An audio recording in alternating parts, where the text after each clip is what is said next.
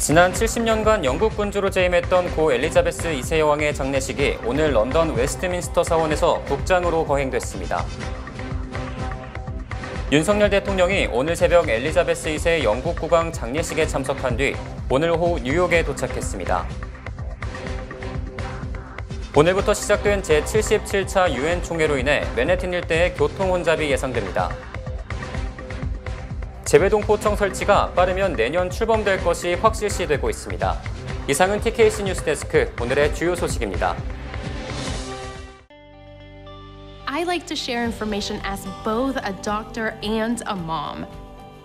What we understand of the illness has changed so much with time, and as parents, it's been so hard to keep up with all this information.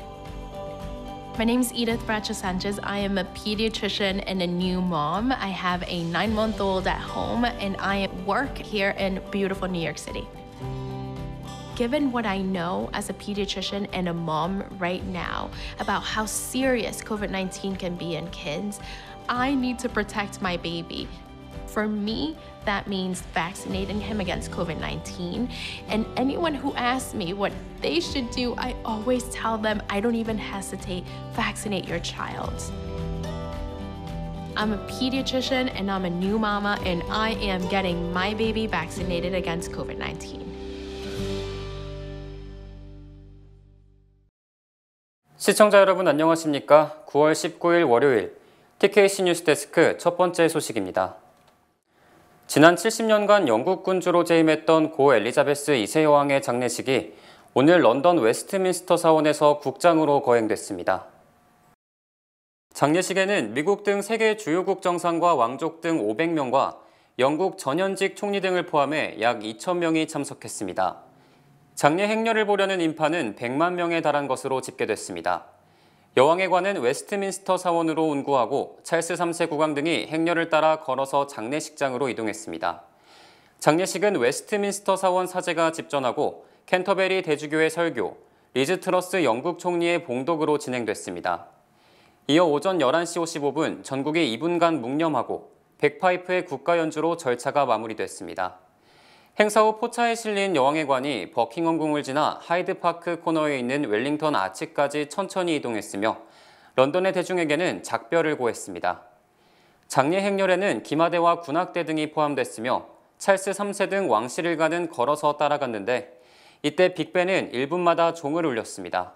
오후 1시에 여왕의 관은 운구차로 윈저성까지 이동했으며 오후 3시부터는 윈저성 앞에 넓은 잔디밭 사이로 길게 뻗은 5km 롱워크에서 장례 행렬이 다시 움직였습니다.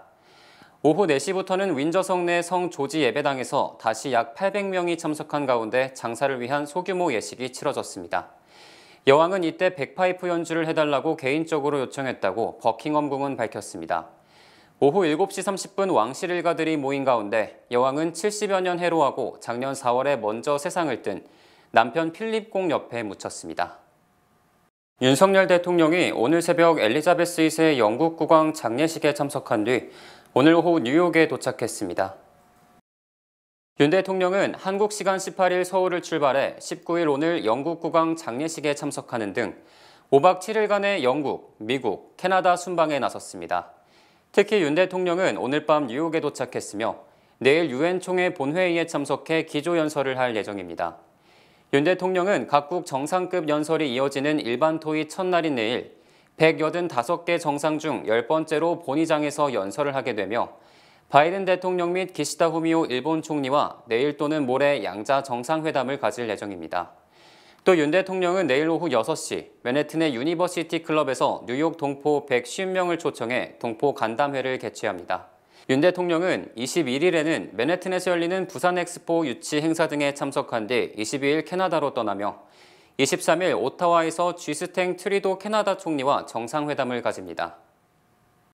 오늘부터 시작된 제77차 유엔 총회로 인해 맨해튼 일대의 교통 혼잡이 예상됩니다. 뉴욕시경에 따르면 132개국 정상 또는 고위급 장관이 대표로 참석해 기조연설을 하는 정상급 일반 토의가 진행되는 오는 27일까지 유엔 본부를 비롯해 각국 정상들이 체류하는 호텔 앞과 이동 경로 등이 시간대별로 차단됩니다. 뉴욕시경은 유엔 총회 기간에는 유엔 주변 도로 곳곳이 통제되는 만큼 극심한 차량 정체가 빚어질 것으로 예상된다며 대중교통이나 자전거, 카풀 등 대체 교통수단을 이용해달라고 당부했습니다.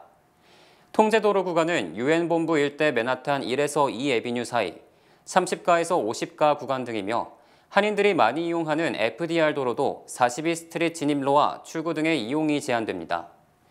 또한 특급 호텔이 밀집한 50가에서 58가와 파크 애비뉴, 5 애비뉴 사이 도로에서는 주차도 전면 금지됩니다. NYPD 온라인 교통 통제 안내 페이지를 참조하시면 자세한 도로 통제 구간을 확인할 수 있습니다. 재외동포청 설치가 빠르면 내년 출범될 것이 확실시되고 있습니다. 행정안전부 정부혁신조직실장은 한국 시간 19일 국회를 방문해 올해 정기국회에 재외동포청 설치를 위한 정부조직법 개정안을 제출한다고 보고했다고 김석기 국민의힘 사무총장이 밝혔습니다. 국민의힘 재외동포청 설립추진단 단장을 맡고 있는 김석기 의원은 정부가 이 법안을 제출하면 국민의힘은 이를 적극 지지해 윤석열 대통령의 공약을 이행할 것이라고 강조했습니다. 또 박진 외교부 장관도 지난 15일 재외동포재단과 한국국제교류재단을 방문해 업무 보고를 받고 재외동포청이 내년에 출범할 수 있도록 모든 노력을 기울이고 있다고 강조했습니다. 박 장관은 지난 2018년 7월 재외동포재단이 제주도로 본부를 옮긴 후 외교부 장관으로는 처음 방문했으며 재외동포재단을 흡수해 세계에서 4개국에 110명에서 200명 규모로 재외동포청을 발족할 것이라고 설명했습니다. 한국 국회가 다음 달 10일부터 21일까지 뉴욕 총영사관과 유엔 대표부 등에 대한 국정감사를 실시합니다. 국회 외교통일위원회가 발표한 2022년도 국정감사계획서에 따르면 미주반, 구주반, 아주반 등 3개 반으로 나눠서 오는 10일부터 21일까지 해외 각 공관을 방문해 현지 감사를 실시합니다. 특히 미주반은 윤재옥 위원장을 감사반장으로 안철수 전 대통령 후보, 김경협, 박정, 이상민, 황희, 이명수 의원 등 모두 7명으로 구성됐습니다. 이들은 뉴욕 총영사관과 유엔 대표부 등 뉴욕 지역 2개 공관을 비롯해 주 미 대사관과 로스앤젤레스 및 시카고 총영사관, 브라질, 칠레, 페루 대사관 등 9개 공관을 감사합니다. 하지만 일정상 모든 공관을 방문할 수 없기 때문에 뉴욕과 유엔, 브라질과 상파울루, 칠레와 페루, 로스앤젤레스와 시카고 등 8개 공관은 4개로 묶어 통합감사를 시행할 예정입니다. 뉴욕시 경찰들의 범죄 신고 출동 등 초동 대응이 팬데믹 이전보다 느려진 것으로 조사됐습니다. 뉴욕시가 발표한 2022 회계연도 뉴욕시장 관리 현황에 따르면 올해 6월 말까지 뉴욕시 경찰의 전체 범죄 초동 대응 속도는 9.11 신고 접수 뒤 12분 44초가 걸린 것으로 나타났습니다.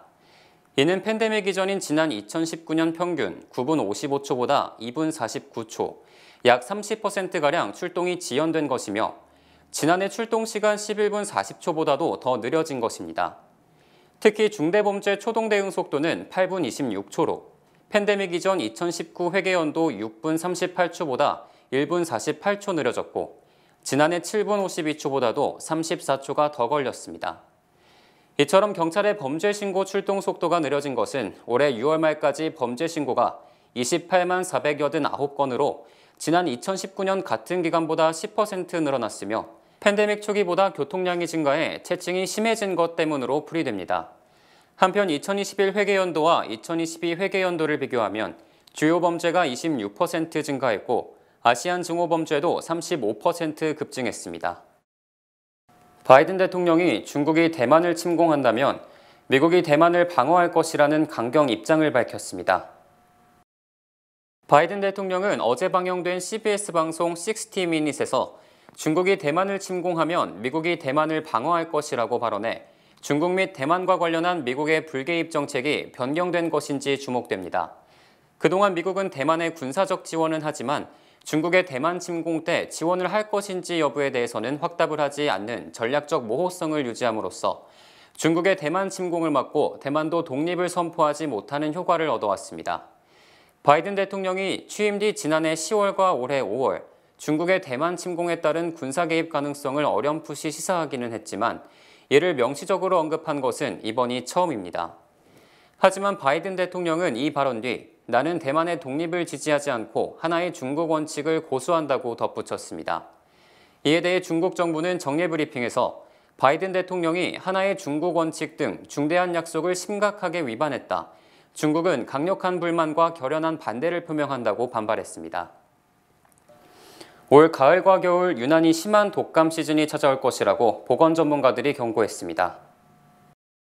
정치 전문 매체 더힐에 따르면 보건 전문가들은 지난 수년간 독감 면역력을 키우지 못한 사람들이 더 많이 섞이면서 올해 독감 유행이 찾아올 것이라며 우려를 표했습니다. 세인트 주드 아동병원의 리차드 웨비 박사는 이와 관련해 이미 코로나19와 독감이 동시 유행하는 트윈데믹 가능성이 높아지고 있다며 지난 2년 동안 독감에 걸린 사람들이 줄어들면서 면역력을 키우지 못해 독감 바이러스와 접촉할 가능성이 더 커졌다고 말했습니다. 이 같은 우려로 백악관은 코로나19 추가 부스터샷을 승인하면서 독감과 코로나 바이러스의 급증을 피하기 위해 추가 부스터샷과 독감 예방 접종을 동시에 받을 것을 권장했습니다. 한편 독감의 증상으로는 감염 후 평균 2일 후에 발열, 기침, 두통, 근육통, 콧물, 인후통 등의 증상이 나타나며 오심, 구토, 설사 등이 나타나기도 합니다. 증상은 일반적으로 3에서 4일 정도 지속되지만 기침과 인후통 등은 열이 떨어진 후에도 며칠 더 지속될 수 있습니다. 지난주 미국의 사무실 복귀율이 2020년 코로나19 발발 이후 사상 최대를 기록했습니다. 사무실 복귀율 조사업체인 캐슬 시스템은 지난 8일부터 14일까지 미국 10대 도시의 사무실 복귀율이 47.6%를 기록했다고 밝혔습니다. 사무실 복귀율은 일주일에 5일 이상 사무실에 출근하는 비율을 말하는 것으로 지난주 복귀율은 지난 2020년 이후 최고를 기록한 것입니다. 특히 지난주의 화요일과 수요일 사무실 복귀율은 팬데믹 이전의 55%에 달했습니다. 뉴욕시도 지난 14일 수요일 롱아일랜드 레일로드 하루 이용 승객이 20만 명을 넘으면서 최대를 기록했고 메트로노스 승객도 팬데믹 이후 최대인 17만 5천 명으로 조사됐습니다.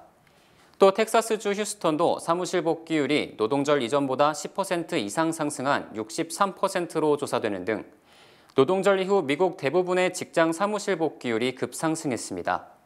이 같은 현상은 컴캐스트, NBC 방송, 프루덴셜 보험, 쥐리히 노스 아메리카, 펠로톤 등 많은 기업들이 재택근무를 대폭 줄이고 사무실 근무를 명령했기 때문입니다. 한편 지역적으로도 금융산업이 발달한 뉴욕 메트로폴리탄 지역은 사무실 복귀율이 노동절 이전 38%에서 일주일 만에 46.6%로 치솟은 반면 샌프란시스코 지역은 40.7%를 기록했고 이는 2주 동안 2.3%만 늘어난 것으로 집계됐습니다. 주요 단신 전해드립니다. 재미동포 엔드리아리가 어제 오리건주 콜럼비아 엣지워터 컨트리 클럽에서 열린 LPGA 투어에서 데뷔 후 사상 첫 우승을 차지했습니다. 1등급으로 세력을 키운 강력한 허리케인 피오나가 어젯밤 푸에르토리코와 도미니카 공화국에 상륙해 푸에르토리코 전 지역의 전기 공급이 끊기는 등 엄청난 피해를 낳고 있습니다. 해방 전후사와 북한 현대사 연구에 탁월한 업적을 남긴 서대숙 전 하와이대 교수가 지난 13일 향년 91세를 일기로 타계했습니다. 뉴욕시 교육국이 지난해 10월 코로나19 접종을 거부하고 1년 무급휴직을 선택했던 교직원 1,300명 중 지난 5일까지 최소 1회 접종을 하지 않은 850명을 최종 해고했습니다. 어제 뉴욕 맨해튼에 난민 신청자들을 가득 실은 버스 9대가 도착했으며 이는 텍사스 주지사가 난민 신청자를 뉴욕으로 보낸 이래 사상 최대 규모입니다. 어제 오후 1시 반쯤 퀸즈 엘머스트의 한 거리에서 스쿠터를 탄 남성이 총기를 난사해 4명이 부상을 입었고 28세 남성이 현장에서 목숨을 잃었습니다. 2년 전 아프가니스탄에서 탈레반에 납치된 미국 엔지니어와 17년간 미국에 수감됐던 탈레반 고위 인사가 어제 카불 공항에서 포로 교환을 통해 석방됐습니다. 지난 17일 오전 단발 엔진 세스나 경비행기가 버지니아주의 66번 고속도로에 비상 착륙했으며 다행히 탑승자 2명 모두 부상을 입지 않았습니다. 9월 19일 월요일 TKC 뉴스데스크 여기서 마치겠습니다. 시청해주신 여러분 고맙습니다.